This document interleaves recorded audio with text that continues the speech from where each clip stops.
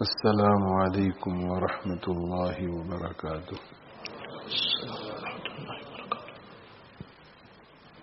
نحمده ونصلي ونسلم على رسوله الكريم، اما بعد۔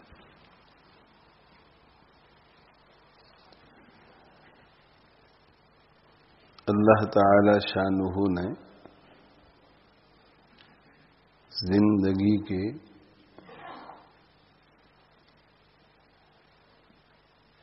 دو امتحان مقرر کیے ہیں۔ ایک امتحان یہ ہے کہ اللہ تعالی شانہ نعمتوں سے نوازتے ہیں اور پھر یہ دیکھنا چاہتے ہیں کہ بندہ شکر کرتا ہے یا نہیں۔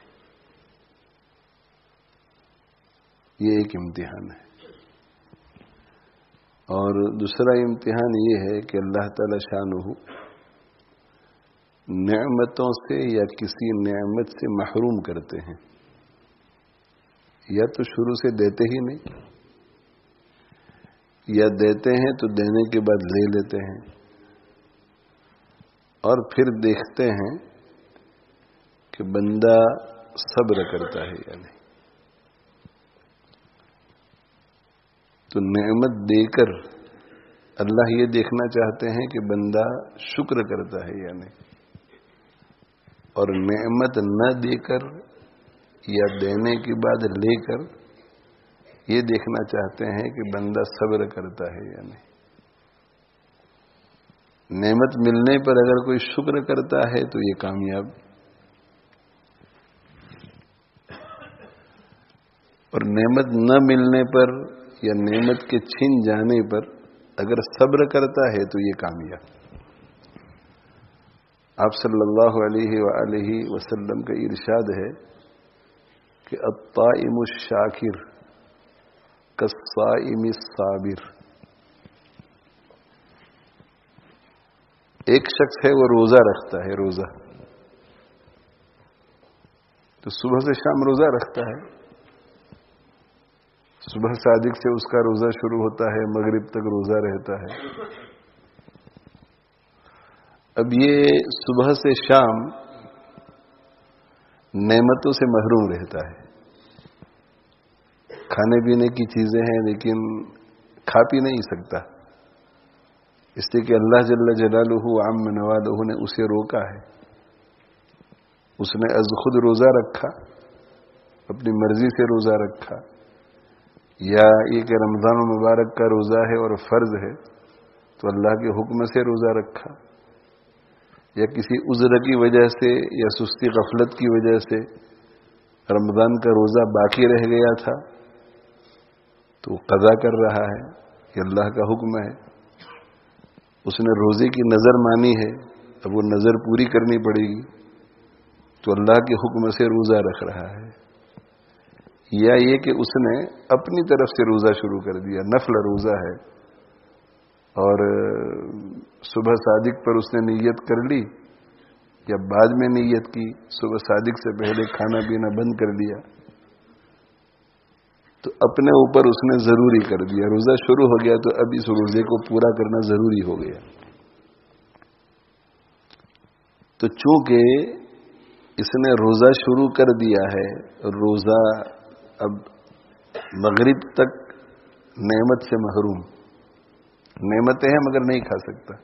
جیسے ایک بیمار شخص ہے تو بیمار ہے، شوگر بہت ہائی ہے، تو نعمتیں ہیں میٹھی میٹھی چیزیں لیکن نہیں کھا سکتا، یہ بھی اللہ کی طرف سے ہے۔ اور ایک شخص روزہ رکھتا ہے، نعمتیں ہیں مگر نہیں کھا سکتا، تو نعمتوں کے ہونے کے باوجود وہ نعمتوں سے محروم، اور یہ محروم شخص صبر کرتا ہے۔ دل چاہتا ہے کہ پانی پیئے، نہیں پی سکتا، میں نے روزہ رکھا ہے، صبر کروں گا کوئی بات نہیں۔ دل چاہتا ہے کہ کھانا کھاؤں، نہیں صبر کروں گا اس لیے کہ میں نے روزہ رکھا ہے۔ تو ایک شخص تو وہ ہے کہ صبح صادق سے لے کر مغرب تک صبر کے ساتھ گزارتا ہے وقت، نعمتوں سے محروم اور صبر۔ اور دوسرا وہ ہے جو روزہ نہیں رکھتا، نفل روزہ ہے، ضروری نہیں ہے، نہیں رکھوں گا میں. میاں نے روزہ رکھا، بیوی نے روزہ نہیں رکھا، بیوی نے روزہ رکھا، میاں نے روزہ نہیں رکھا. دو دوست ہیں، ایک نے روزہ رکھا ہے، دوسرے نے روزہ نہیں رکھا. استاد نے روزہ رکھا، شاگرد نے نہیں رکھا، شاگرد نے رکھا، استاد نے نہیں رکھا. ساتھ ہیں. ایک جو ہے وہ کھانے کی نعمتوں سے، پینے کی نعمتوں سے محروم، اور وہ کیا کرتا ہے؟ صبر کرتا ہے. جب بھی خیال آتا ہے کھانے کا صبر کرتا ہے، پینے کا صبر کرتا ہے. تو صبر کرنے پر اجر ملتا ہے. الصبر ثوابہ الجنہ. آپ صلی اللہ علیہ وسلم نے فرمایا کہ صبر کا بدلہ جنت ہے. تو نعمت کے چھن جانے پر یہ صبر کر رہا ہے. نعمت چھن گئی نا، روزہ رکھا تو نعمت چھن گئی، اور نعمت چھن جانے پر یہ صبر کرتا ہے. یہ شکوہ نہیں کرتا، شکایت نہیں کرتا کہ اللہ کے لیے میں قربانی دے رہا ہوں، پھر بھی دیکھو میں کھانا نہیں کھا سکتا، پانی نہیں پی سکتا. کوئی شکایت نہیں کرتا. وہ یہ شکایت نہیں کرتا کہ اللہ کے لیے میں نے کھانا پینا چھوڑا ہے تو مجھے پیاس ہی نہیں لگنی چاہیے تھی، بھوک ہی نہیں لگنی چاہیے تھی، اللہ کو میری مدد کرنی چاہیے تھی، لیکن دیکھو اللہ نے میری مدد نہیں کی اور خوب بھوک لگی ہے، پریشان ہوں، خوب پیاس لگی ہے. نہیں، شکایت نہیں کرتا، بلکہ وہ خوش ہے کہ میں اللہ کے لیے نعمتوں کے رک جانے پر، چھن جانے پر صبر کر رہا ہوں، اور اس صبر کے بدلے میں اللہ مجھے بہت کچھ دینے والا ہے. تو دیکھو یہ صبر میں وقت گزرا. اور بیوی، میاں روزہ رکھ کر صبر کر رہے ہیں اور بیوی کھا پی رہی ہے. بیوی صبر کر رہے ہیں، میاں کھا پی رہے ہیں. دو دوست ہیں، جس نے روزہ رکھا ہے وہ صبر کر رہا ہے، دوسرا کھا پی رہا ہے. مگر یہ کھانے پینے والا یہ نعمتوں کے ملنے پر شکر ادا کرتا ہے. جو روزہ رکھے ہوئے ہے وہ صبر کر رہا ہے، اور جو کھا پی رہا ہے وہ شکر ادا کر رہا ہے. اب دیکھتے ہیں تو دونوں میں بہت فرق نظر آتا ہے. ایک قربانی کر رہا ہے، دوسرا قربانی نہیں ہے دوسرے کی زندگی میں، لیکن دونوں امتحان سے گزر رہے ہیں. پہلے والے کے لیے یہ امتحان ہے کہ جب کھانا نہیں ملتا ہے تو کیا کرتا ہے، صبر کرتا ہے یا نہیں.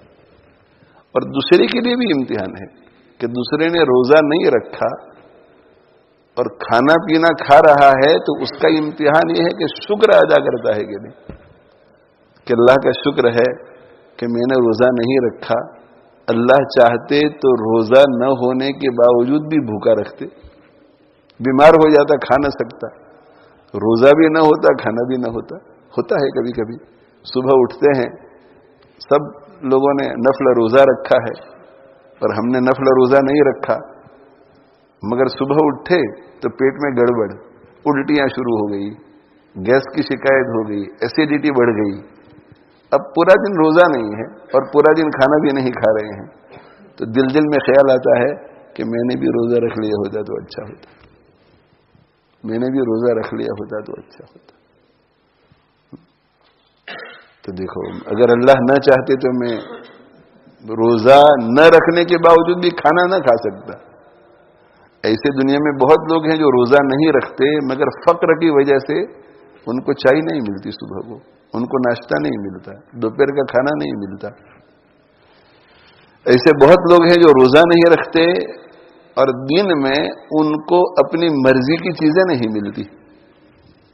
ڈرنک پینے کا شوق ہوتا ہے، نہیں، ڈرنک نہیں مل رہا ہے، اس لیے کہ پیسے نہیں ہے. کھانا پینا تو کھا رہے ہیں مگر ڈرنک نہیں مل رہا ہے، فالودہ نہیں مل رہا ہے، کوئی جوس پینا ہے نہیں مل رہا ہے، کوئی خاص قسم کی چیز دکان میں نظر پڑ گئی، کھانے کو دل کرتا ہے مگر نہیں خرید سکتے.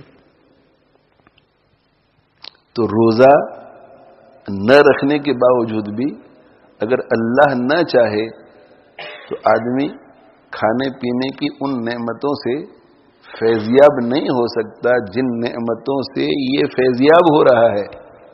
روزہ نہیں رکھا، صبح اٹھا، گرم گرم چائے ملی، بہترین ناشتہ، اپنی مرضی کا ناشتہ، اور پھر جو ہے وہ دوپہر کے کھانے پر بیٹھا تو اپنی مرضی کا کھانا آیا، جو مرضی میں آیا وہ ملا، جو مرضی میں آیا اس کو آرڈر کیا اور وہ مل گیا، گھر میں کہا وہ پک گیا.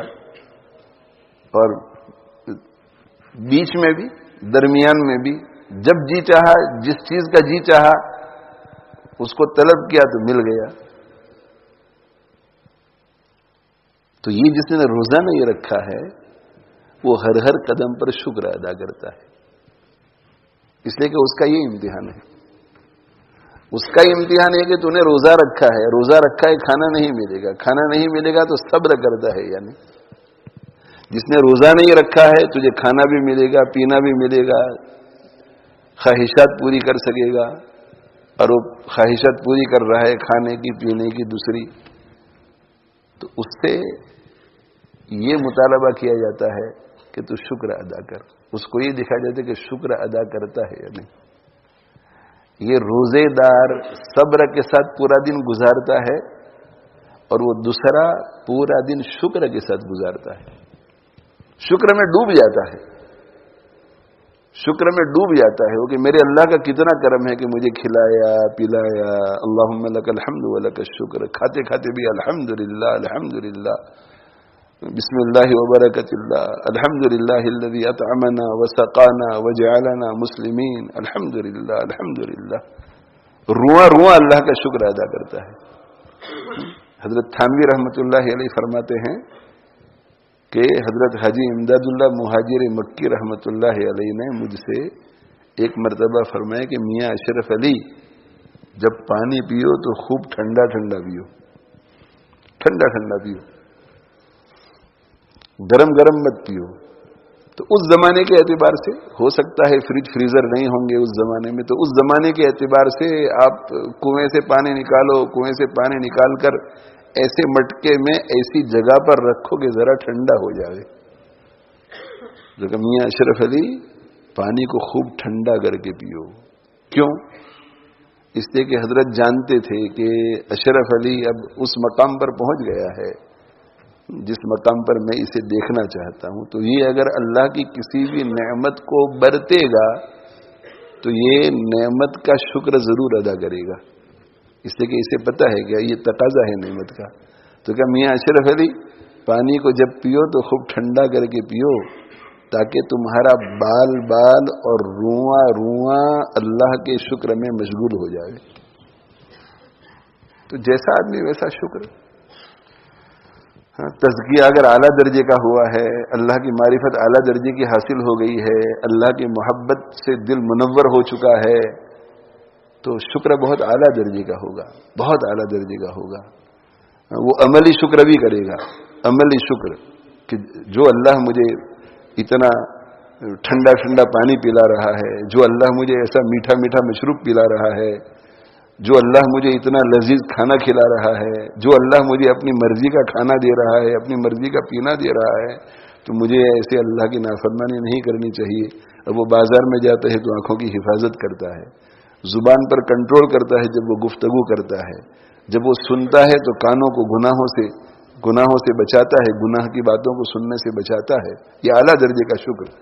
زبان سے بار بار کہتا ہے کہ اللہم لک الحمد ولک الشکر، اللہ کا خوب ذکر کرتا ہے کہ جو اللہ میرے اوپر اتنی نعمتیں نچھاور کرتا ہے تو اسے مجھے خوب یاد کرنا چاہیے. پھر جو ہے زبان شکر میں مشغول، دماغ شکر میں مشغول، ہاتھ شکر میں مشغول، قدم شکر میں مشغول، بال بال رواں رواں شکر میں مشغول. تو ادھر ایک شخص نے روزہ رکھا ہے، اس کا امتحان کیا ہے؟ صبر کرتا ہے یا نہیں. 10 بجے بھوک بہت لگی تو کہ روزہ کھول دو، دیکھو صبر نہیں کر سکا، صبر نہیں کر سکا تو روزے کا ثواب نہیں ملا، روزہ توڑ دیا اس نے. پیاس بہت لگی دوپہر کو، صبر نہیں کر سکا، روزہ توڑ دیا. یہی کہ روزہ تو کسی طرح رکھا مگر ایسے ہی کھینچتا چلا گیا، اور شکوے شکایت دل دماغ میں کہ مجھے کیا پتا تھا کہ اللہ تعالیٰ شانہ کو میرے لیے روزے کو اتنا مشکل کر دیں گے، اگر مجھے پتا ہوتا تو میں روزہ رکھتا ہی نہیں. بہت پیاس لگی ہے، بہت بھوک لگی ہے، اللہ نے میری مدد نہیں کی، اللہ میری مدد نہیں کر رہا ہے، مجھے پیاس نہیں لگنی چاہیے تھی، مجھے بھوک نہیں لگنی چاہیے تھی، صبر نہیں کر پا رہا ہے، برے خیالات آ رہے ہیں، زبان پر غلط بات آ رہی ہے، شکوے شکایت، روزہ توڑ دیتا ہے. تو دیکھو صبر نہیں کرے گا تو اجر و ثواب ملے گا؟ نہیں ملے گا. اس لیے کہ اس کا امتحان ہے کہ صبر کرتا ہے یا نہیں. اور دوسرے شخص نے روزہ نہیں رکھا ہے، کھا رہا ہے، پی رہا ہے، عیش کر رہا ہے، مزے کر رہا ہے، بہت خوش ہے کہ اچھا ہوا میں نے روزہ نہیں رکھا، دیکھو مزے کر رہا ہوں اور حلال حرام کی تمیز کے بغیر کھا پی رہا ہے، دیکھو شکر نہیں ادا کر رہا ہے، کھا پی رہا ہے مگر اللہ کا شکر ادا نہیں کرتا، شکر ادا، زبانی شکر ادا نہیں کرتا، نمازیں نہیں پڑھتا، نگاہوں کی حفاظت نہیں کرتا، یہ شکر نہیں کر رہا ہے، یہ بھی فیل، یہ بھی فیل۔ لیکن ادھر روزہ رکھتا ہے اور صبر کے ساتھ، اور جیسے جیسے دن آگے بڑھتا ہے اس کی خوشی بھی بڑھتی چلی جاتی ہے، بدن کے اندر ضعف آتا ہے مگر نورانیت، روحانیت، مسرت، خوشی محسوس ہوتی ہے۔ کیا خوشی محسوس ہوتی ہے کہ الحمدللہ میں صبر کر کے اپنے روزے کو پورا کر رہا ہوں، تکمیل کی طرف لے جا رہا ہوں، اب 2 گھنٹے رہ گئے ہیں، انشاءاللہ پورا ہو جائے گا، اور پھر جب مغرب کا وقت آتا ہے تو للصائم فرحتان، یہ کامیاب ہو گیا اپنے امتحان میں، صبر کے ساتھ غروب تک اپنے روزے کو لے گیا، اب اس کے لیے فرحت ہی فرحت ہے۔ کیا فرحت ہے؟ فرحت عند فطرہ، کہ تکمیل ہو گئی روزے کی، اس کی یہ فرحت، کھانا کھا رہا ہے، اور جب اللہ سے ملاقات کرے گا تو اس وقت بھی اللہ اس پر جو اجر و ثواب دے گا اس پر فرحت ہے۔ اور دوسری طرف کون ہے؟ دوسری طرف کھانے پینے والا، اور کھاتا پیتا ہے اور اللہ کا شکر ادا کرتا ہے، اس نے روزہ نہیں رکھا ہے مگر یہ بھی قربانی ہے۔ کیا قربانی ہے؟ کہ کھاتے پیتے اس بات کا استحضار رہنا کہ اللہ کی طرف سے مجھے نعمت ملی ہے، ہر وقت یہ اللہ کی طرف سے، جانوروں کی طرح نہیں کھاتا کہ سامنے جو اچھی اچھی چیزیں آ گئی وہ کھا لی اور جو اچھی چیزیں نہیں آئی چھوڑ دی، اور بس مقصود ہی پیٹ بھرنا ہے، لذت حاصل کرنا ہے، نہ ایسا نہیں، استحضار کہ میرے اللہ نے نعمتیں پہنچائی۔ دیکھو نا کتنی قسم کی چیزیں پہنچا دی، دنیا میں پتہ نہیں کتنے لوگ ہوں گے جن کو یہ چکھنے کو بھی نہیں ملتی ہوگی، ماشاءاللہ ماشاءاللہ۔ کچن میں گیا، فریج کھولا تو او ہو کھانے کی کتنی چیزیں ہیں، کبڈ کھولے تو او ہو کھانے کی کتنی چیزیں ہیں، اسٹور روم میں چلا گیا کھانے کی کتنی چیزیں ہیں،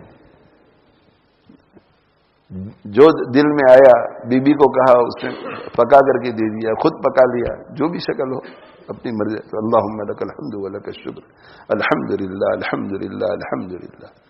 جسے کھانا نہیں مل رہا ہے اس کا امتحان صبر کا ہے، اس نے صبر کیا۔ جسے کھانا مل رہا ہے اس کا امتحان شکر کا ہے، اس نے شکر کیا۔ دونوں میں بہت فرق ہے، ایک بھوکا رہا اور ایک نے پیٹ بھرا، لیکن امتحان دونوں کا تھا، ایک کا صبر کا تھا، دوسرے کا شکر کا تھا۔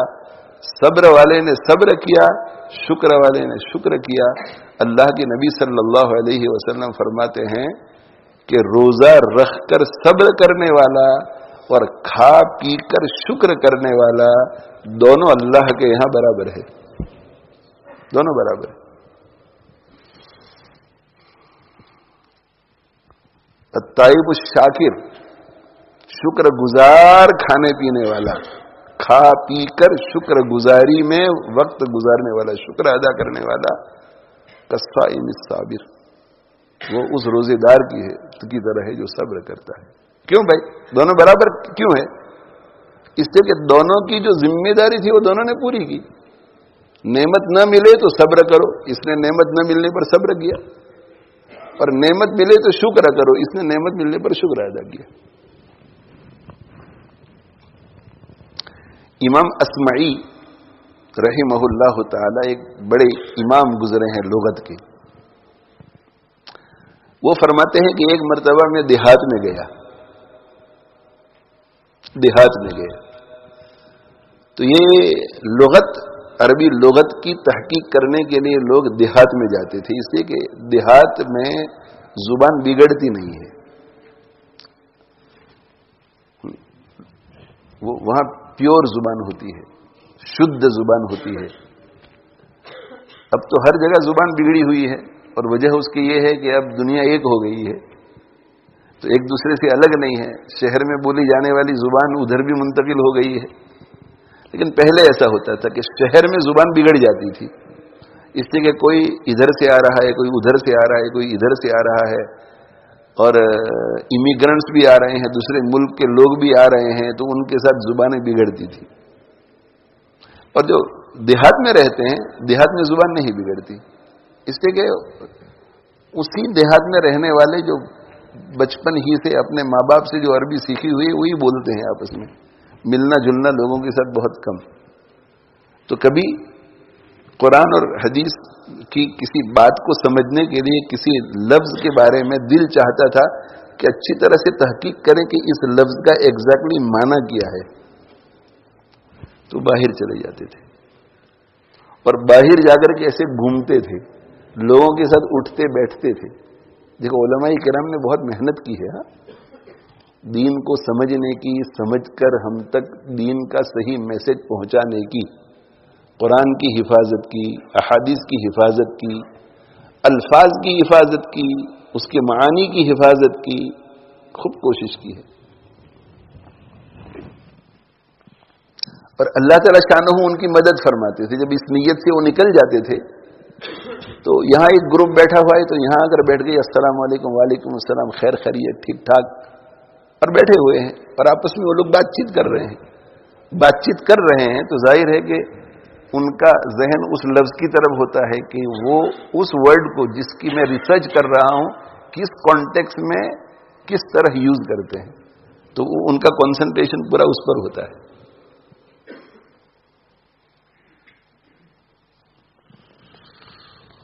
تو اللہ تعالی شانہ جو ہے مدد بھی فرماتے ہیں. ہمارے طلباء جو ہیں اساتذہ کرام سے اور واقعات ایسے سنتے ہیں کہ جن سے پتہ چلتا ہے کہ اللہ تعالی شانہ مدد فرماتے ہیں. ایک اسی طرح کا لغت کی تحقیق کرنے والا شخص دیہات میں چلا گیا اور اس کو 3 لفظ کی تحقیق کرنی تھی کہ ان 3 لفظ کا معنی کیا ہے، وہ ذرا مجھے معلوم ہو جائے. ایک ہے رقیم، کہ رقیم کا کیا معنی ہے، اور دوسرا لفظ جو ہے متاع، اور تیسرا ہے تبارک الذی بیدہ الملک. یہ 3 جو معانی ہے، یہ 3 الفاظ ہے، اس کے معانی کیا ہے. تو اس نے سوچا کہ چلو دیہات میں چلے جاتے ہیں، وہاں لوگوں کو دیکھتے ہیں گفتگو کرتے کرتے کہاں اس لفظ کو استعمال کرتے ہیں.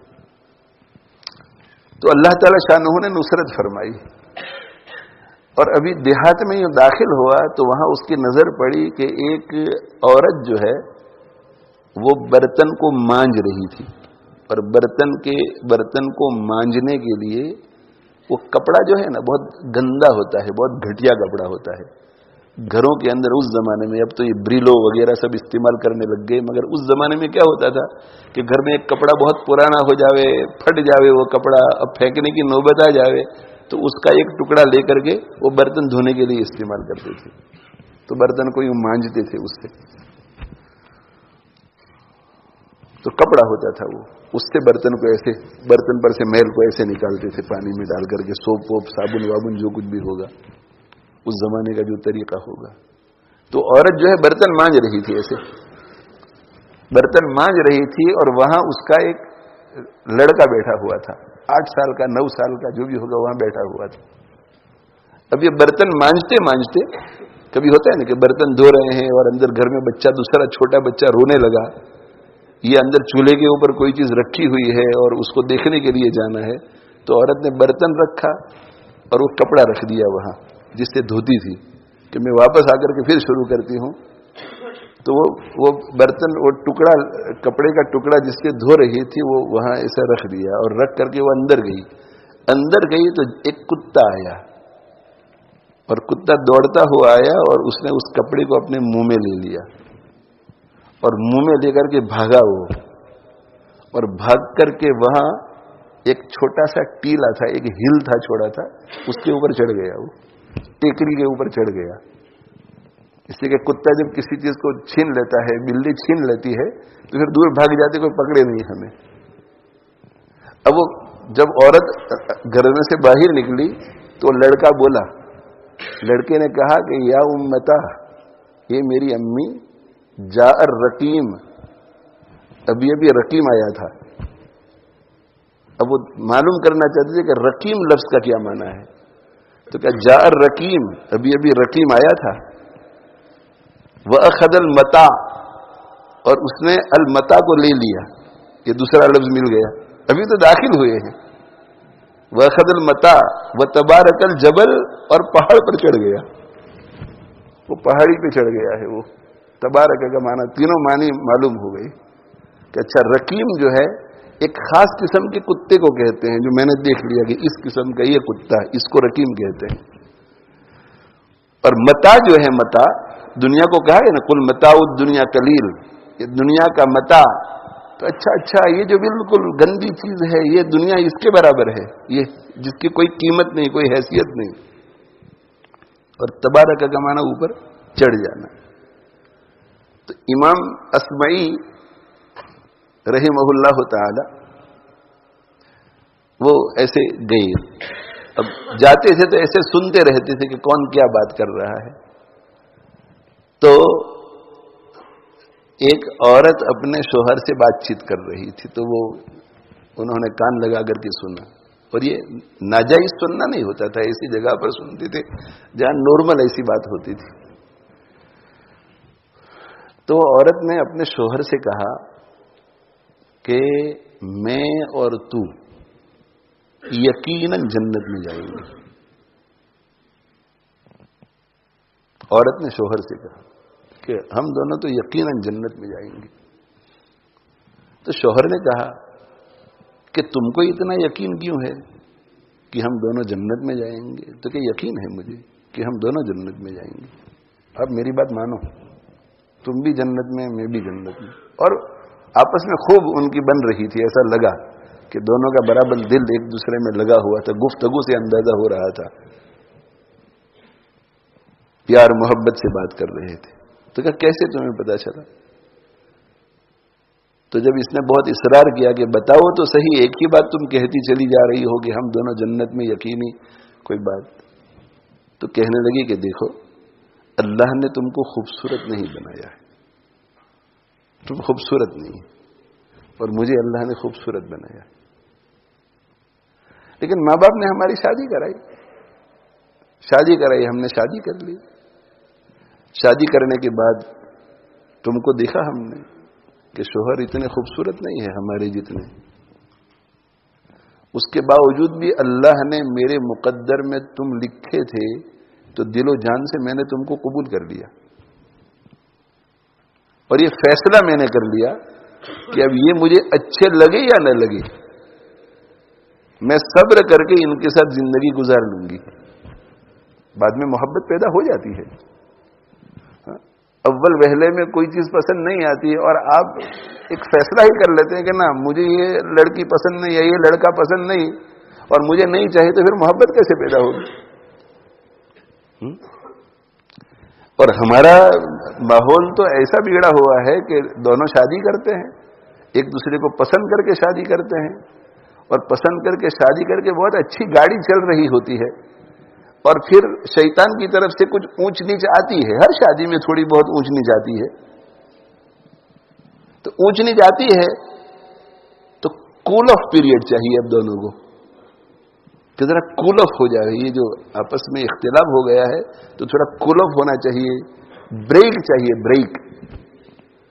اور دونوں کے ذہن میں ایسا ہوتا ہے کہ یہ کول آف پیریڈ 2 مہینے کا، یہ بریک لیں گے ہم ایک دوسرے سے۔ بھائی جن سے محبت پیدا کرنی ہے ان سے آپ بریک لے رہے ہیں، بریک لے رہے ہیں جن سے۔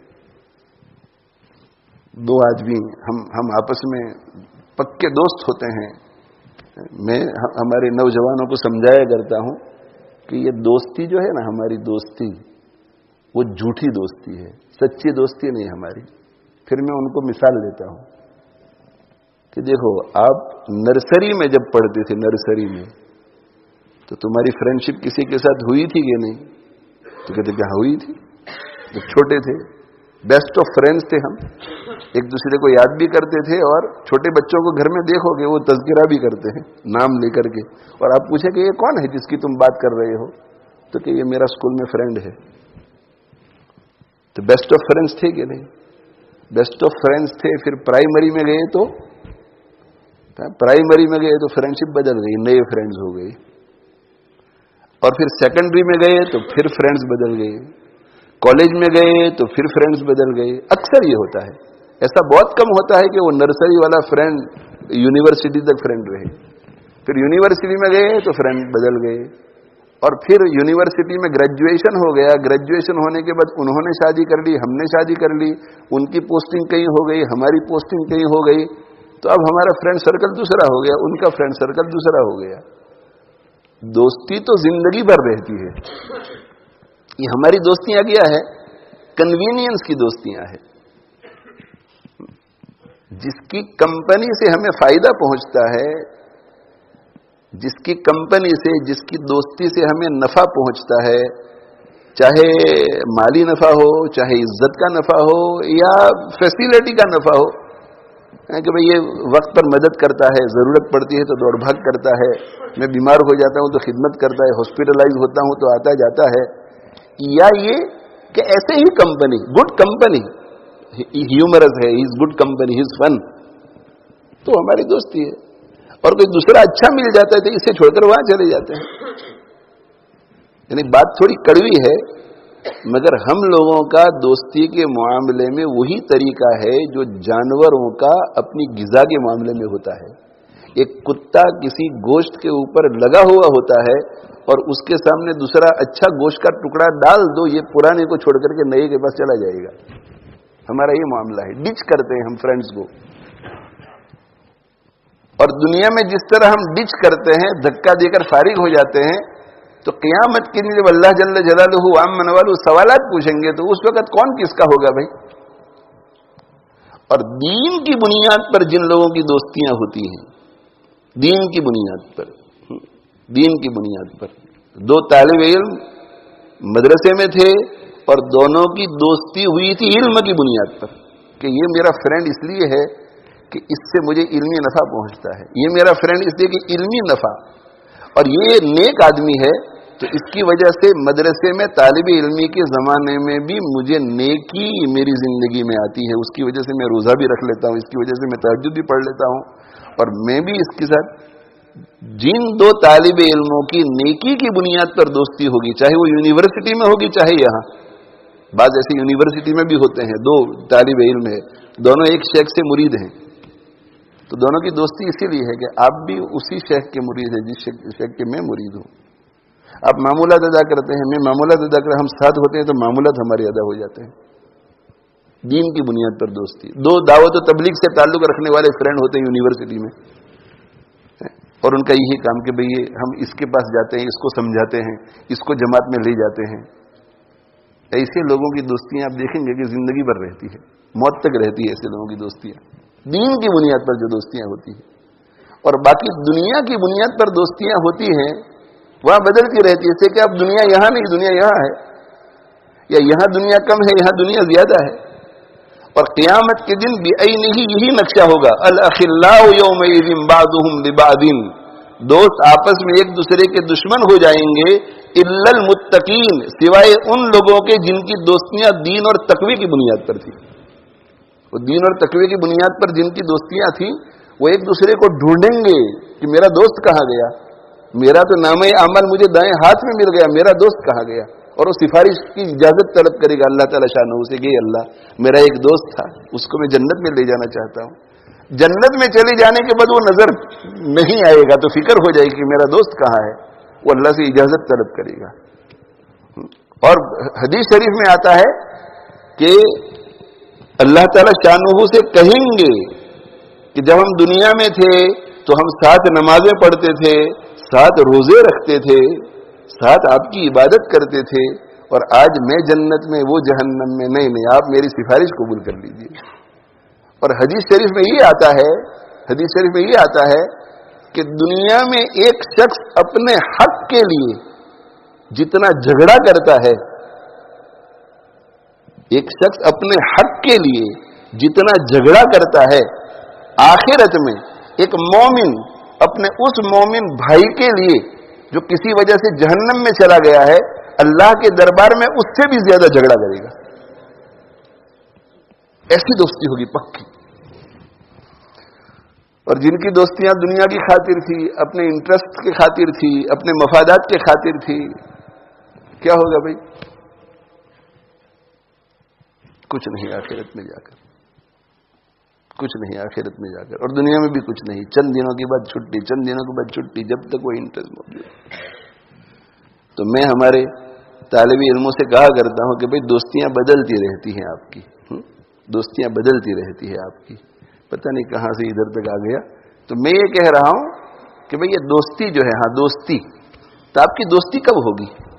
تو یہ جو دوستیاں بدلتی ہے، تو وہ جو آپ کا سیکنڈری اسکول میں، نرسری تو چھوڑو، وہ تو بہت پہلے، پرائمری بھی چلو چھوٹے تھے، لیکن جب آپ 15 سال کے تھے، 16 سال کے تھے، اس کے ساتھ آپ کی دوستی تھی. آپ ساتھ اٹھتے تھے، بیٹھتے تھے، کلاس میں ساتھ بیٹھتے تھے، پلے گراؤنڈ میں ساتھ جاتے تھے، اسکول ساتھ جاتے تھے، اسکول سے واپس ساتھ آتے تھے، سیٹرڈے سنڈے ساتھ رہتے تھے. اور پھر وہ اس کالج میں چلا گیا، آپ اس کالج میں چلے گئے، اٹھنا بیٹھنا بند ہو گیا. تو 6 مہینے، 1 سال، 2 سال کے بعد وہ یاد آئے گا؟ بولو بھائی، نہیں یاد آئے گا. پھر اب نیا فرینڈ سرکل ہمارا ہو گیا، یاد نہیں آئے گا. وہ یہ دل جو ہے نا، دل، اس میں سے وہ نکل جائے گا. اور اب جس کے ساتھ اٹھنا بیٹھنا ہے وہ دل میں اترے گا، نیا دل میں. اور جب دل میں نیا آدمی اترے گا تو وہ پہلے والا نکل جائے گا. اس کرسی میں میں بیٹھ گیا تو اب یہاں کوئی دوسرا نہیں بیٹھ سکتا.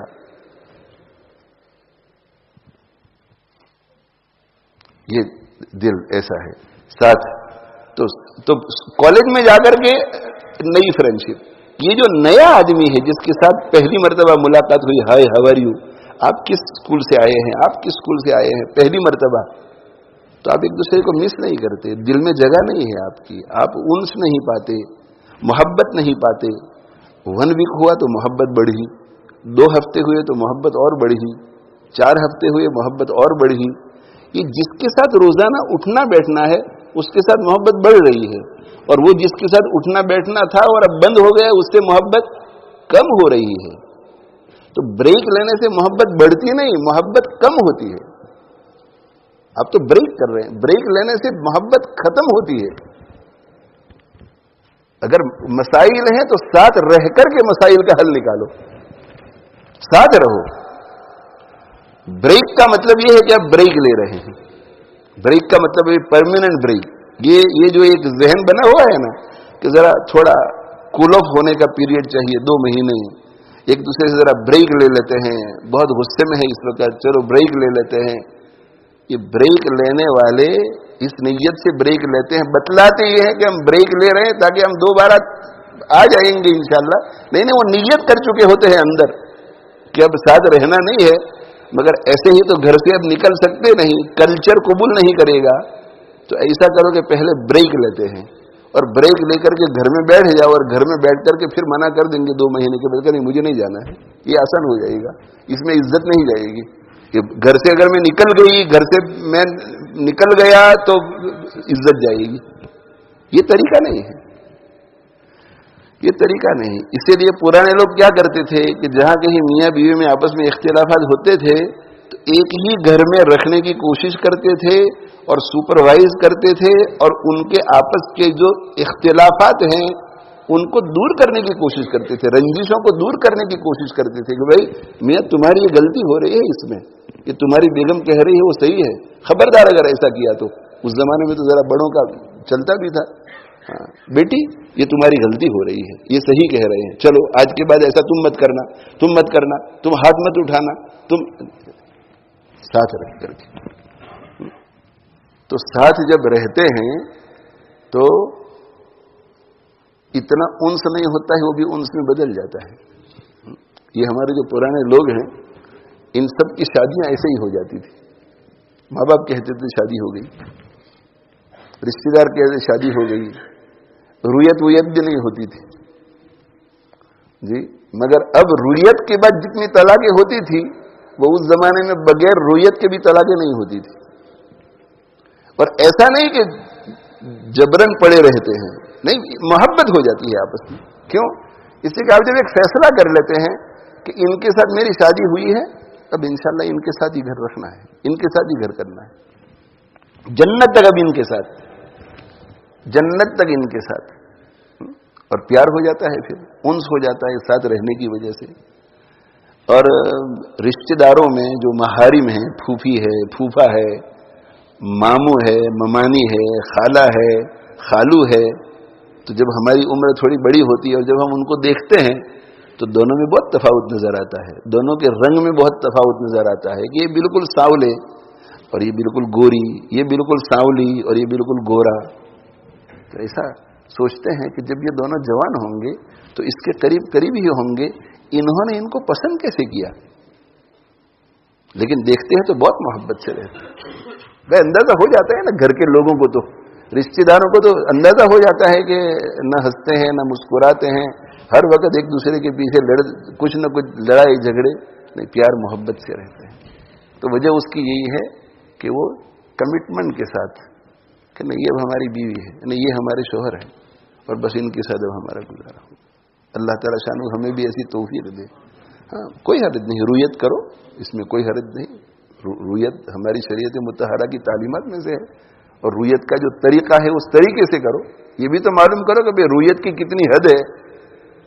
جب شادی کرنے سے پہلے ایک دوسرے کو دیکھتے ہیں تو اس کی حد بھی ذرا معلوم کرو. رویت کی حد جو ہے، حقیقت یہ ہے کہ رویت صحیح طریقے سے نہیں ہو رہی ہے، سمجھے؟ وہ ذرا علماء کرام سے معلوم کرو کہ رویت کی حد کیا ہے. میں مفتی نہیں ہوں ورنہ میں بیان کر دیتا آپ حضرات کے سامنے، سمجھے؟ میں تو طالب علم بھی نہیں ہوں، اب تک طالب علم بھی نہیں بن سکا ہوں. اللہ تعالیٰ مجھے بنا دے اور اللہ تعالیٰ مجھے علم سے نوازے. تو میں یہ عرض کر رہا ہوں کہ رویت اس میں کوئی حرج نہیں ہے، لیکن رویت کے بغیر، رویت کے بعد نکاح کرو تو کمٹمنٹ کے ساتھ نکاح کرو کہ نہیں اب جنت تک انشاءاللہ. پہلے یہ سنتے تھے کہ یہ جوڑا جنت تک ہوگا انشاءاللہ، یہ جوڑا جنت تک ہوگا، یہ جوڑا جنت تک ہوگا. اور ماں باپ کو بھی چاہیے کہ پوری کوشش کرے کہ نباہ رہے، نباہ رہے، نباہ رہے. اس لیے کہ طلاق جو ہے وہ اب ابغض المباحات ہے. جتنی جائز چیزیں ہیں، مباح چیزیں ہیں، ان میں سے سب سے زیادہ ناپسندیدہ چیز طلاق ہے. لیکن اس کو جائز اس لیے قرار دیا کہ بعض حالات ایسے ہوتے ہیں جن میں دونوں کو ساتھ جبر کر کر کے رکھنا یہ بھی مناسب نہیں ہے. تو خاندان کے بڑے لوگوں کو اندازہ ہو جاوے تو پھر وہاں ایسا مشورہ بھی دینا چاہیے کہ بہتر یہی ہے کہ تم دونوں الگ ہو جاؤ. یہ الگ موضوع ہے. تو میں اصل میں امام اسمعی رحمۃ اللہ علیہ کی بات کر رہا تھا کہ وہ دونوں میاں بیوی بات چیت کر رہے تھے. تو میاں بیوی بات چیت کر رہے تھے تو بیوی کہنے لگی کہ ہماری جب شادی ہوئی اور ہم نے تم کو دیکھا تو تم ہماری طبیعت کے مطابق نہیں تھے، تمہاری بدصورتی مجھے نظر آئی، خوبصورتی مجھے نظر نہیں آئی. لیکن میں نے فیصلہ کر دیا کہ ہمارے ماں باپ نے نکاح کرایا ہے، ہم نے نکاح توہا و قبیل توہا، ایجاب قبول ہو چکا ہے، میاں بیوی اب ہو چکے ہیں، یہ اب میرے شوہر ہیں.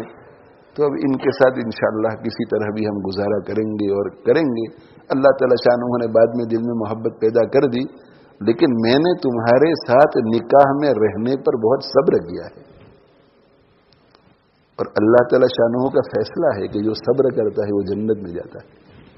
تو میری جنت تو اس طرح پکی ہے، اور رہی تمہاری تو تمہاری جنت اس طرح پکی ہے کہ میں نے دیکھا جب سے تم نے مجھ سے شادی کی ہے کہ میرے جیسی خوبصورت عورت تم کو ملی تو تم نے بہت شکر کیا ہے اس کا. میں دیکھتی ہوں کہ تم بار بار زبان سے نکلتا ہے کہ اللہ کا بڑا فضل ہوا ہے کہ مجھے تمہاری جیسی بیوی ملی ہے. دوسروں کے سامنے بھی تم کہتے ہیں، اپنے ماں باپ کے سامنے، کہ اللہ کا بڑا شکر ہے کہ ایسی مجھے خوبصورت اور حسن سیرت والی عورت ملی مجھے. تو میں نے دیکھا کہ تمہاری زندگی میں شکر ہے، اور جو شکر کرتا ہے نعمت پر وہ بھی جنت میں جاتا ہے. اسے تمہاری جنت بھی یقینی ہے. میں صبر کے دروازے سے جنت میں جاؤں گی اور تم شکر کے دروازے سے جنت میں جاؤ گے. بس میری بھائیو اسی پر آج کی بات ختم ہے. آپ جب دیکھیں گے اپنی زندگی کو تو آپ کو یہ معلوم ہوگا کہ یا تو آپ صبر کے امتحان سے گزر رہے ہیں یا شکر کے امتحان سے. آپ صبح اٹھے بالکل تندرست ہے، کون سا امتحان ہے بھائی؟ شکر کا امتحان، شکر کا امتحان. جی صبح اٹھے بالکل تندرست، صبح اٹھے کھانے پینے کی ساری چیزیں موجود، صبح اٹھے چاروں طرف امن. اور کیا چاہیے بھائی؟ اور کیا چاہیے؟ یہی تین چیزیں ہیں نا اصل، کہ چاروں طرف امن ہے. جب صبح اٹھتے ہیں تو ماشاءاللہ امن ہے، کوئی خوف کی بات نہیں. دوسری بات ہم دیکھتے ہیں کھانے پینے کی چیزیں تو صرف پورے دن کے لیے نہیں, کئی مہینوں تک بھی ہمیں تو فکر نہیں ہے کہ کھانا نہیں ملے گا. اللہ تعالیٰ شانہ قادر ہے ہماری بد عملیوں پر آنن فانن بھی کھانے پینے کا معاملہ ختم کر سکتے ہیں, وہ الگ بات ہے, لیکن جو ظاہر میں آتا ہے. اور تیسری بات ہے کہ تندرستی. آپ صلی اللہ علیہ وسلم ارشاد فرماتے کہ جس کو یہ 3 چیزیں مل جائیں, 3 چیزیں مل جائے تو ایسا سمجھو کہ اس کو اللہ نے پوری دنیا کا مالک بنا دیا ہے. من اصبح منکم آمنا فی سربہ, تم میں سے جو شخص صبح کرتا ہے اپنی بستی میں, اپنی قوم میں امن کی حالت میں, وہ معافن فی جسدہ, اور جسم بالکل ٹھیک ٹھاک تندرست, وَلَهُ قُوتُ يَوْمِهِ, اور صبح سے شام تک کھانے پینے کا سامان بھی موجود ہے, فَكَأَنَّمَا حِيزَتْ لَهُ الدُّنْيَا بِحَذَافِيرِهَا, تو ایسا سمجھو کہ پوری دنیا مل گئی. یہ ہفت اقلیم کا بادشاہ ہے, یہ سلطان ہے. تو صبح اٹھے سب کچھ ہے, تمہیں کون سا امتحان ہے؟ شکر کا. تو میرے بھائیو یہ شکر کا امتحان جو ہے نا, شکر کا امتحان, اس میں بھی بہت لوگ فیل ہو جاتے ہیں. صبر کے امتحان میں فیل ہوتے ہیں, مگر شکر کے امتحان میں زیادہ لوگ فیل ہوتے ہیں. کیوں فیل ہوتے ہیں؟ اس لیے کہ خیال ہی نہیں رہتا. وہاں تو تکلیف جو ہے وہ یاد دلاتی ہے کہ تکلیف ہے, صبر کرنا چاہیے. یہاں یہ خیال آتا ہی نہیں ہے کہ نعمتیں ہیں, شکر کرنا چاہیے.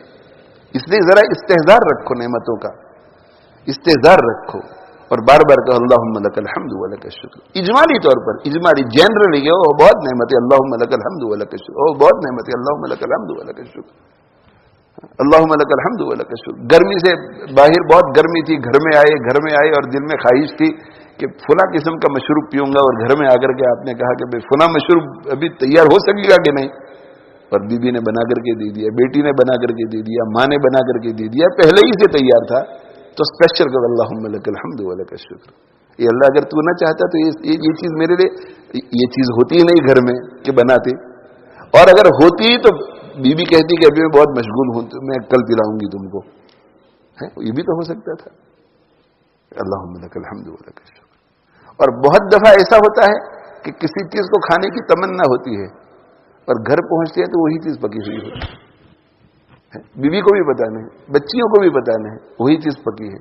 تو اسپیشلی وہ چیز اللہم لک الحمد ولک الشکر, اللہم لک الحمد ولک الشکر. ایمان کتنی بڑی نعمت ہے, ایمان کتنی بڑی نعمت. میں پوچھا کرتا ہوں کہ ایمان کے بارے میں سوچو کہ 50 سال گزر گئے, 60 سال گزر گئے, 100 سال گزر گئے, جس کی جتنی بھی عمر ہے, کتنی مرتبہ ایمان کی نعمت کا سوچ کر اللہم لک الحمد ولک الشکر کہا ہے. سوچیے, یہ وہ نعمت ہے کہ جس کے بغیر دنیا بھی برباد اور آخرت بھی برباد. تو یہ بھی ایک ہمارا بہت بڑا امتحان ہے, شکر.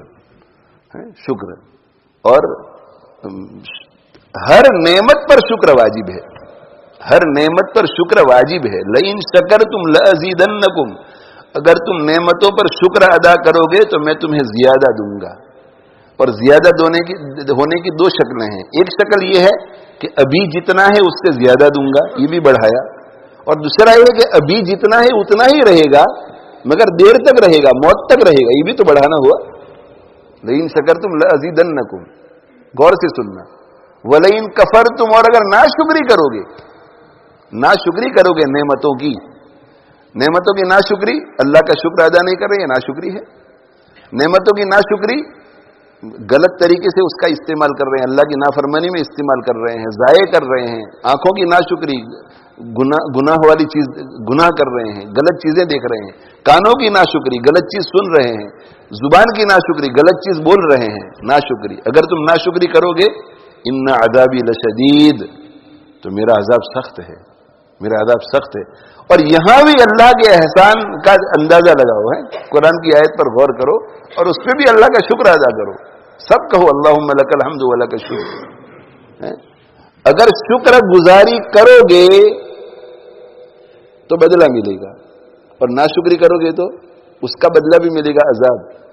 لیکن دونوں اسلوب میں فرق کر دیا. یہاں کیا کہا, وَلَئِن شَكَرْتُمْ, لئن شکرتم, اگر تم شکر گزاری کرو گے, لَأَزِيدَنَّكُمْ, تو میں ضرور بھی ضرور تمہاری نعمتوں میں اضافہ کروں گا. وَلَئِن كَفَرْتُمْ، یہ بھی اللہ کی نعمت کیا، اور اگر تم ناشکری کرو گے تو ضرور بھی ضرور سزا دوں گا نہیں فرمایا. اگر تم ناشکری کرو گے تو میرا عذاب بہت سخت ہے، یعنی ہو سکتا ہے کہ میں عذاب دوں اور یہ بھی ہو سکتا ہے کہ نہ دوں. اور نظر یہی آتا ہے کہ اکثروں کو عذاب نہیں دیتے اللہ تعالیٰ. ہم سب ناشکری والی زندگی گزار رہے ہیں. صبح چائے پیتے ہیں، ناشتہ کرتے ہیں، کتنا شکر ادا کرتے ہیں اللہ کا. دوپہر کا کھانا کھاتے ہیں، کتنا شکر ادا کرتے ہیں اللہ کا. رات کو میٹھی نیند آ جاتی ہے، کتنا شکر کرتے ہیں اللہ کا. لیکن نیند ویسی ہی ہے سالوں سے، کھانا ویسا ہی ہے سالوں سے. آنکھوں سے ہم اللہ کی کتنی نافرمانی کرتے ہیں، ناشکری کرتے ہیں. بد نظری، فلموں کو دیکھنا، سوشل میڈیا پر غلط چیزوں کو دیکھنا، آنکھوں کی روشنی ویسی ہی ہے. کانوں سے کتنی غیبت سنتے ہیں، گانے بجانے سنتے ہیں، کان ویسے کے ویسے ہیں. تو صرف اللہ تعالی شانہ نے ہمیں اپنی آخرت میں ترقی کے لیے ڈرایا کہ اگر تم ناشکری کرو گے تو میرا عذاب سخت ہے. تو سخت ہے، ہو سکتا ہے دوں، ہو سکتا ہے نہ دوں، اور اکثر دیتا نہیں ہے اللہ. لیکن اگر تم شکر گزاری کرو گے تو میری، ایسا نہیں کہا کہ شکر گزاری کرو گے تو نعمت ہے نا، ضرور دوں گا میں نعمت. تو انشاءاللہ آج سے ہم یہاں سے عزم لے کر کے اٹھتے ہیں کہ اگر کوئی تکلیف آ جائے گی تو ہم صبر کریں گے، اور جو اچھائیاں ہیں اس پر ہم شکر کریں گے. اور دیکھو کبھی کبھی نہیں بلکہ اکثر مرتبہ یہ الگ الگ امتحان نہیں ہوتے، دونوں امتحان ایک ساتھ چلتے رہتے ہیں. دونوں امتحان کبھی ایسا ہوتا ہے کہ 90% نعمتیں ہیں اور 10% تکلیف ہے. کبھی ہوتا ہے کہ 50% تکلیف میں ہے، 50%. تو کچھ نہ کچھ. اور ایسا تو ہو سکتا ہے کہ 1 ہفتے کے لیے، 2 ہفتے کے لیے، 3 ہفتے کے لیے، 4 ہفتے کے لیے صبر کا امتحان نہ ہو، صرف شکر کا امتحان ہو. لیکن ایسا نہیں ہوتا کہ 1 ہفتے، 2 ہفتے، 3 ہفتے کے لیے صرف صبر کا امتحان ہوتا ہے اور نعمت ایک بھی نہیں ملتی. نہ، ایسا نہیں ہوتا، ایسا امتحان نہیں ہوتا. تو شکر کا اور صبر کا دونوں کا امتحان ایک سملٹینیسلی ہو رہا ہوتا ہے. سملٹینیسلی. صبح اٹھے، آج سر میں بہت درد ہے، تو اس پر صبر کرو. مگر سر میں درد ہے، ناک تو ٹھیک ہے نا، آنکھیں بھی ٹھیک ہے نا، کان بھی ٹھیک ہے نا، زبان بھی ٹھیک ہے کہ نہیں، ہاتھ بھی ٹھیک ہے کہ نہیں. اس پر شکر کرو کہ اللہ تیرا شکر ہے کہ اتنے سارے اعضاء تو نے صحیح سالم رکھے. آپ سے دعا کرتا ہوں کہ درد سر بھی دور کر دیجئے، لیکن جب تک رہے گا انشاءاللہ صبر کروں گا. آپ مجھے صبر کی توفیق دیجئے. صبر بھی کرو، شکر بھی کرو. یہی 2 امتحان ہوتے ہیں. اور جو شخص آج یہ پکا ارادہ کر لے گا کہ اللہ امتحان صبر کا لے گا تو صبر کروں گا، اللہ امتحان شکر کا لے گا تو شکر کروں گا، اور پھر اس پر عمل بھی کرو گے، صبر شکر صبر شکر صبر شکر. تو یہاں سے لے کر موت تک کی آپ کی جتنی زندگی ہے، ہماری جتنی زندگی ہے، وہ زندگی پکی ہو جائے گی، آخرت کی پکی ہو جائے گی، پکی.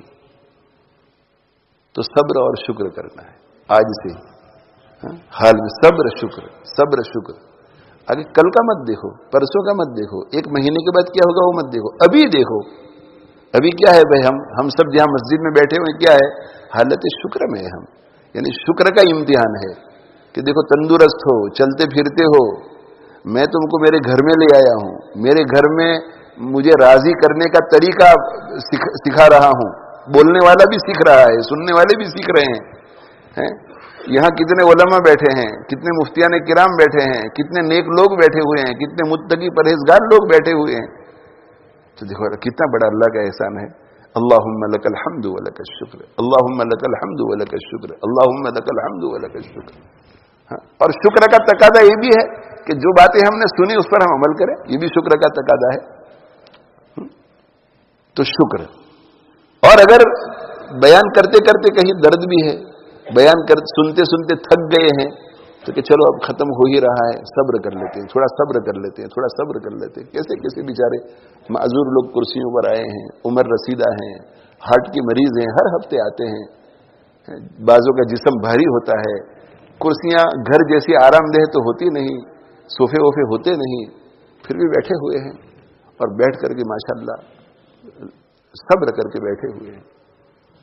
बात तवील हो जाती है फिर भी बैठे रहते हैं, उठकर चले नहीं जाते। इस सब्र पर इस सब्र का मकाम है और वो सब्र करते हैं, इस सब्र पर भी अल्लाह ताला अजर देते हैं। तो ये शुक्र भी करो, सब्र भी करो, शुक्र और सब्र करेंगे तो वे क्या है, हमारी लाइफ है। अभी अगर 5 मिनट तक सब्र शुक्र किया, 5 मिनट कीमती बन गई, आगे की 5 मिनट सब्र शुक्र किया, कीमती बन गई। जैसे जैसे आगे बढ़ते हैं और सब्र शुक्र सब्र शुक्र सब्र शुक्र, ये 2 पहिए वाली गाड़ी है, तो हमारा बिल्कुल ठीक ठाक है। अब पिछली जिंदगी का क्या करें, इसलिए उस वक्त तो हमने सब्र शुक्र जैसे करना चाहिए वैसे किया नहीं। तो हमारा दीन रहमत वाला दीन है, हमारा नबी रहमत वाला है, और जिस अल्लाह ने इस रहमत वाले नबी और इस रहमत वाले दीन को भेजा वो खुद कितना रहमत वाला होगा। तो अल्लाह ताला शानहू ने पिछली जिंदगी, अभी यहां से लेकर मौत तक तो अब हमें पता है कि 2 ही इम्तिहान है, अगर नेमत में है तो शुक्र और तकलीफ में है तो सब्र। सब्र किया तो कामयाब, शुक्र किया तो कामयाब। दिल नहीं कर रहा है कि 5 वक्त की नमाजें पढ़े, जोहर के लिए जाने की तबीयत है, जबर करके आ गए, देखो आपने सब्र किया, ये सब्र किया, आपने सब्र किया। सामने नामहरम औरत आ रही है और निगाह नीचे करने में बहुत तकलीफ हो रही है, मगर आपने सब्र कर लिया कि ना नहीं देखूंगा। देखो सब्र शुक्र सब्र शुक्र सब्र शुक्र। तो यहां से लेकर कब्र तक तो मामला सिक्योर हो गया, पीछे का क्या करें। तो अल्लाह ताला शान वो फरमाते हैं कि कोई बंदा मेरा 25 साल की उम्र में या 30 साल की उम्र में या 50 साल की उम्र में या 60 साल की उम्र में या 100 साल की उम्र में भी पिछली बिगड़ी हुई जिंदगी को दुरुस्त करना चाहे तो वो कर सकता है। वो इस्तिग़फ़ार और तौबा कर ले, 5 मिनट लगेंगे इस्तिग़फ़ार और तौबा के, ये अल्लाह अब तक जो कुछ हुआ माफी चाहता हूं, आइंदा नहीं करूंगा। आंखों से आंसू बहे न बहे कोई फर्क नहीं पड़ता, दिल में रिग्रेट हो, रिमोर्स हो, पछतावा हो, तो आपके 100 साल भी ठीक हो गए, पीछे के 100 साल भी ठीक हो गए। अल्लाह ताला शानहू इरशाद फरमाते हैं इल्ला मन ताब व आमन व आमिल अमलन सालिहन, है जो लोग तौबा कर ले, ईमान में पुख्तगी हासिल कर ले और आमाल सालिहा वाली जिंदगी, अब से सब्र शुक्र वाली जिंदगी इख्तियार कर ले, फउलाइका युबद्दिलुल्लाहु सय्यातिहिम हसनात, तो ये वो लोग हैं अल्लाह ताला शानहू जिनके गुनाहों को नेकियों से बदल देते हैं। चलो भाई पिछली जिंदगी भी ठीक हो गई, अब पिछली जिंदगी ठीक हो गई और आज से सब्र शुक्र रहेगा, इसलिए आगे वाली जिंदगी भी ठीक है। अब एक बात रह गई, वो ये कि फ्यूचर के बारे में घबराहट बहुत होता है, डर बहुत लगता है कि यार अगर न कर सके तो, सब्र न कर सके तो क्या होगा, शुक्र न कर सके तो फेल हो जाएंगे, हाँ इम्तिहान कहीं आ गया, आजमाइश कहीं आ गई, फितने में कहीं पड़ गए, रोजी रोटी की तंगी हो गई, तो भाई उस वक्त को आने दो ना, अभी से क्यों फिक्र करते हैं। पॉजिटिव ख्याल रखो, अल्लाह ने 63 साल की उम्र तक, 63 ईयर्स की उम्र तक सारी नेमतें देकर के यहां तक पहुंचाया है, तो आगे के बारे में बदगुमानी क्यों करते हैं। लेकिन अगर शैतान बहुत सताए बहुत सताए बहुत सताए तो फिर पढ़ो औज़ु बिल्लाह औज़ु बिल्लाह। भाई अगर आगे जाकर के मेरी औलाद नाफरमान हो गई तो एकदम घबरा गए आदमी, तो क्या औज़ु बिल्लाह, अल्लाह की पनाह मांगते हो, ऐसा नहीं होगा इंशाअल्लाह, अल्लाह की पनाह है। आगे जाकर के रिज़्क़ की तंगी हो गई तो औज़ु बिल्लाह, अल्लाह की पनाह, नहीं होगा इंशाअल्लाह, अल्लाह की पनाह में आ गया हूं। इस मुल्क के हालात बदल गए तो आगे जाकर क्या करेंगे, औज़ु बिल्लाह, अल्लाह की पनाह मांगता हूं। मुल्क के पॉलिटिकल हालात से भी लोग घबराते हैं ना, कि हिंदुस्तान में रहते हैं, पाकिस्तान में रहते हैं, हालात अगर बदल गए क्या करेंगे, जंग की हालत हो गई तो क्या करेंगे, औज़ु बिल्लाह, अल्लाह की पनाह मांगता हूं, अल्लाह की पनाह मांगता हूं, अल्लाह की पनाह मांगता हूं। तो बस करना यही है, पिछली जिंदगी पर इस्तिग़फ़ार और तौबा, मौजूदा जिंदगी पर शुक्र और सब्र, शुक्र और इस शुक्र और सब्र के साथ चलते रहेंगे तो जिंदगी दुरुस्त रहेगी। और फ्यूचर के बारे में कोई डर लगे, कोई खौफ हो कि कहीं मैं बेदीन न हो जाऊं, कहीं हिदायत छिन न जावे, कहीं मैं ऐसा न हो जाऊं, कहीं मैं वैसा न हो जाऊं, कहीं दुनियावी एतबार से परेशान न हो जाऊं, मेरी औलाद को रिश्ते मिलेंगे कि नहीं, अच्छे नेक रिश्ते मिलेंगे कि नहीं, मेरी औलाद तालीम दीनी तालीम हासिल करेगी कि नहीं, दिन पर रहेगी कि नहीं, तो औज़ु बिल्लाह اعوذ باللہ، اللہ کی پناہ مانگتا ہوں، اللہ کی پناہ مانگتا ہوں۔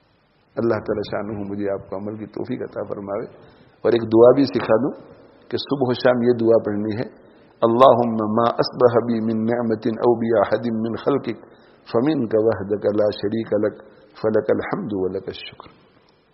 اور شام کو اللہم ما امسا بی من نعمت او باحد من خلقک فمنک وحدک لا شریک لک فلک الحمد ولک الشکر۔ روزانہ شکر ادا کرو تو اجمالی جنرل شکر، اے اللہ آپ نے بہت نعمتیں دی، ہم شکر ادا کرتے، بہت نعمتیں دی ہے۔ صبح شکر ادا کرو، رات کو سونے سے پہلے شکر، اے اللہ پورا دن 24 گھنٹے آج جو جو نعمتیں آپ کی طرف سے حاصل ہوئی ہے میں آپ کا شکر ادا کرتا ہوں۔ اور اس کے ساتھ پھر کہ اللہ 24 گھنٹے اور 24 گھنٹے سے پہلے جب سے پیدا ہوا ہوں جو نعمتیں ہوئی ہیں آپ کا بہت شکر ادا کرتا ہوں، شکر ادا کرتا ہوں۔ اور کوئی خاص نعمت سامنے آ جائے، اچھا کھانا ملے، اچھا پینا ملے، بالکل تھکے ہوئے ہیں اور آرام سے سونا مل گیا تو اٹھ کر کے الحمدللہ الذی احیانا بعد ما اماتنا والیہ النشور، اس تصور کے ساتھ کہ اللہ کا کتنا بڑا کرم ہے، اللہم لک الحمد ولک الشکر۔ تو خاص شکر بھی کرو اور جنرل شکر بھی ادا کرو، اور یہ دعا صبح و شام پڑھ لیا کرو، اس لیے کہ تمام نعمتوں پر شکر ضروری ہے۔ ہمارے پیارے آقا صلی اللہ علیہ وسلم نے فرمایا کہ جو شخص اس دعا کو صبح پڑھتا ہے اور اس دعا کو شام پڑھتا ہے تو اس دعا کی برکت سے قیامت کے دن وہ ایسا اٹھے گا کہ گویا اس نے اپنی زندگی کی ساری نعمتوں کا شکر ادا کر دیا ہے۔ اللہ پوچھے گا ہی نہیں کہ تو نے فلاں نعمت پر شکر کیوں ادا نہیں کیا تھا۔ اس کو پڑھنے کی وجہ سے ایسا ہی سمجھا جائے گا کہ اس نے تمام نعمتوں کا شکر ادا کر دیا ہے۔ اس کو علماء کرام سے رابطہ کر کے لے لو۔ اللہم صبح کو پڑھنا ہے، اللہم ما اصبح بی من نعمت او باحد من خلقک، ہے دیکھو کتنی پیاری دعا، اللہم ما اصبح بی من نعمت او باحد من خلقک، اے اللہ میرے پاس یا آپ کی مخلوق میں سے کسی کے پاس بھی کسی نعمت نے صبح کی ہے، یعنی میرے پاس جو بھی نعمت ہے آج صبح میں، اور تیری مخلوق میں سے جس کسی کے پاس بھی کوئی نعمت ہے، فَمِنْكَ وَحْدَكَ لَا شَرِيكَ لَكَ، یہ آپ وحدہ لا شریک لہ ہی کی طرف سے ملی ہے، آپ ہی کی طرف سے ملی ہے، کسی کو کسی کی طرف سے نہیں ملی ہے۔ فلک الحمد ولک الشکر، لہذا ساری تعریفیں بھی آپ کے لیے ہے اور سارا شکر بھی آپ کے لیے ہے۔ یہ صبح پڑھنا ہے، اللہم ما اصبح بی من نعمت او باحد من خلقک فمنک وحدک لا شریک لک فلک الحمد ولک الشکر۔ اور شام کو اللہم ما امسا بی، یہ اللہ شام کے وقت جو میں اپنے پاس نعمت کو دیکھتا ہوں اور آپ کی مخلوق میں سے جس کسی کے پاس کوئی نعمت ہے، فمنک وحدک لا شریک لک، آپ وحدہ لا شریک لہ ہی کی طرف سے یہ ملی ہے، فلک الحمد ولک الشکر، آپ کے لیے تمام تعریفیں ہیں اور آپ کے لیے تمام شکر ہے۔ اب ایک بات اور یاد آ گئی تو وہ بھی میں عرض کر دوں، فائدے کی ہے۔ ایک مرتبہ میں ذرا خلوت میں چلا گیا تھا، مولانا احمد صاحب کے ساتھ ہم دو ہی تھے، خلوت میں ذرا بہت تھکا ہوا تھا، تو خلوت میں کہ پبلک سے ذرا دور چلے جائیں، تو 4 یا 5 دن کے لیے ہم الگ کہیں چلے گئے تھے۔ تو خلوت میں جاتے ہیں، وہاں بھی کچھ نہ کچھ کام تو کرتے ہیں لکھنے پڑھنے کا، لیکن ذرا پبلک سٹریس سے سکون مل جاتا ہے۔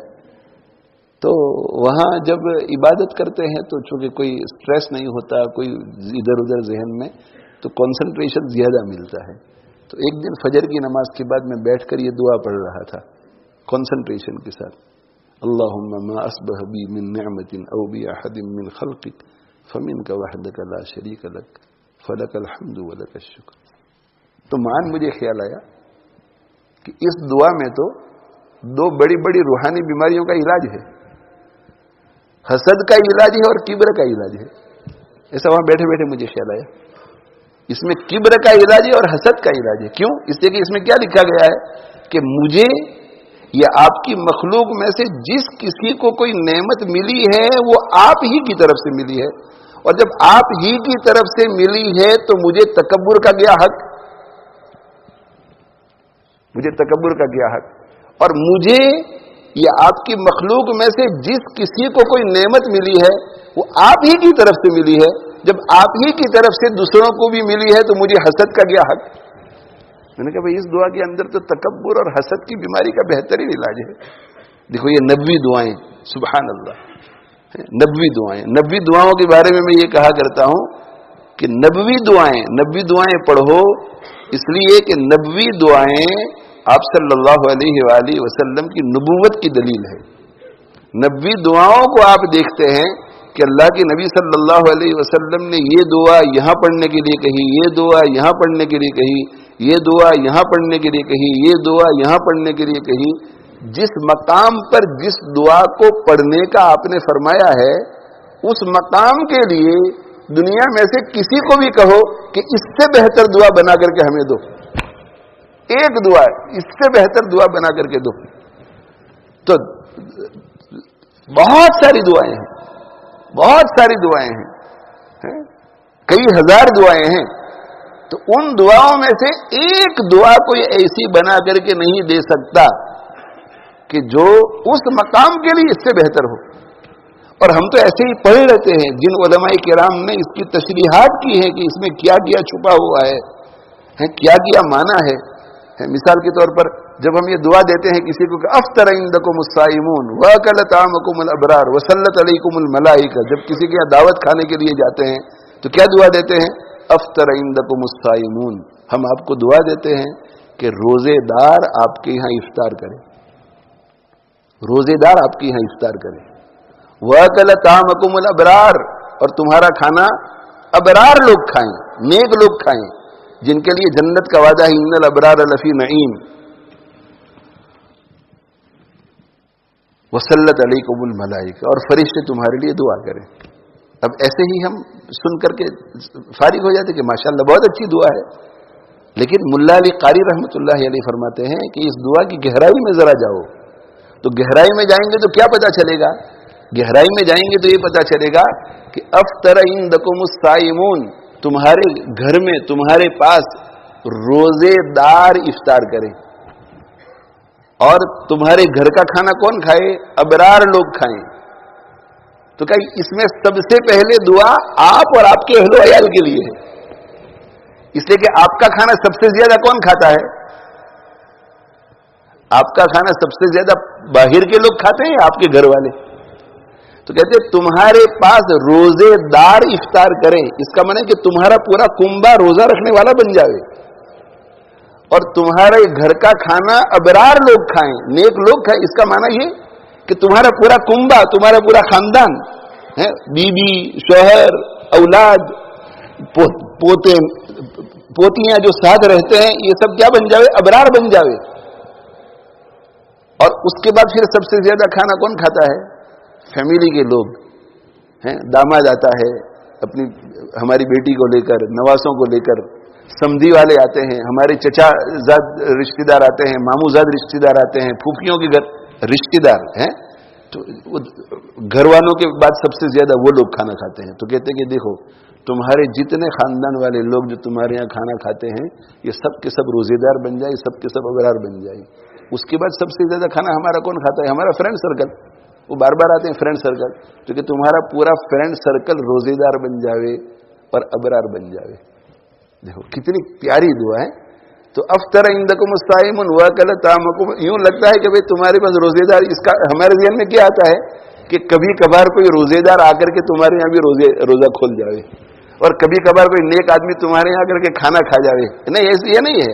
مراد یہ کہ تم اور تم سے تعلق رکھنے والے جتنے لوگ اور اس گھر میں آنے والے جتنے بھی لوگ ہیں وہ سارے کے سارے ابرار کے مقام پر پہنچ جائیں، روزے رکھنے والے بن جائیں.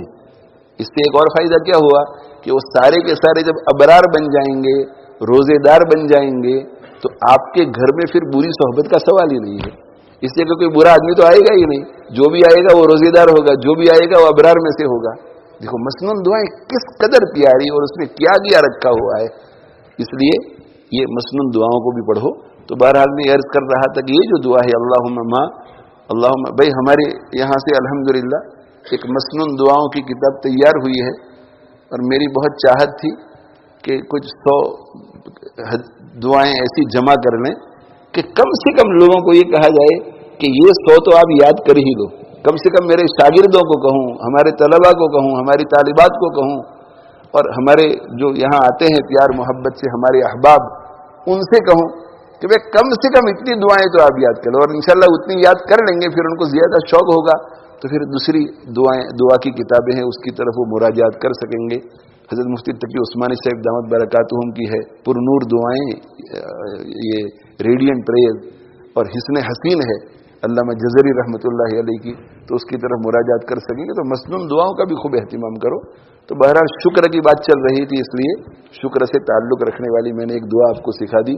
پڑھ لو بھائی آج شام کی. اللہم ما امسا بی من نعمت او باحد من خلقک فمنک وحدک لا شریک لک فلک الحمد ولک الشکر وآخر دعوانا الحمد للہ رب العالمین وصلی اللہ علی نبینا محمد وعلى آلہ واصحابہ اجمعین. اللهم لك الحمد كما أنت أهله فصل وسلم على سيدنا محمد كما أنت أهله وافعل بنا ما أنت أهله فإنك أهل التقوى وأهل المغفرة. ربنا اغفر لنا وتب علينا إنك أنت التواب الرحيم. اللهم بارك لنا فيما عطيتنا وقنا واصرف عنا شر ما قضيت لنا. اللهم الطف بنا في تيسير كل عسير فإن تيسير كل عسير عليك يسير. اللهم اجعلنا من الصابرين واجعلنا من الشاكرين. اللهم اجعلنا من الصابرين واجعلنا من الشاكرين. اللهم اجعلنا من الصابرين واجعلنا من الشاكرين. اللهم آت نفوسنا تقواها وزكها أنت خير من زكاها أنت وليها ومولاها. اللهم أصلح لنا شأننا كله ولا تكلنا إلى أنفسنا طرفة عين ولا تنزع منا صالح ما عطيتنا. اللهم وفقنا لما تحب وترضى واجعل آخرتنا خيرا من الأولى. اللهم زينا بزينة الإيمان واجعلنا هداة مهتدين. اللهم رب ارحمهما كما ربياني صغيرا. اللهم رب ارحمهما كما ربياني صغيرا. اللهم رب ارحمهما كما ربياني صغيرا. اللهم اشف مرضانا وارحم موتانا. اللهم اشف مرضانا وارحم موتانا. اللهم اشف مرضانا ومرضى المسلمين وارحم موتانا وموتى المسلمين. اللهم إنا نسألك حسن الختام والعفو عما سلف وكان. اللهم إنا نسألك إيمانا لا يرتد ونعيما لا ينفد ومرافقة نبينا محمد صلى الله عليه وسلم في أعلى درجة الجنة جنة الخلد. اللهم اجعل خير أعمالنا خواتيمها وخير أعمالنا أواخرها وخير أيامنا يوم نلقاك فيه يا ولي الإسلام وأهله ثبتنا به حتى نلقاك. اللهم إنا نسألك من خير ما سألك منه نبيك سيدنا محمد صلى الله عليه وسلم ونعوذ بك من شر ما استعاذ منه نبيك سيدنا محمد صلى الله عليه وسلم وأنت المستعان وعليك البلاغ ولا حول ولا قوة إلا بالله. وصلى الله تعالى على خير خلقه سيدنا ومولانا محمد وعلى آله وأصحابه أجمعين برحمتك يا أرحم الراحمين.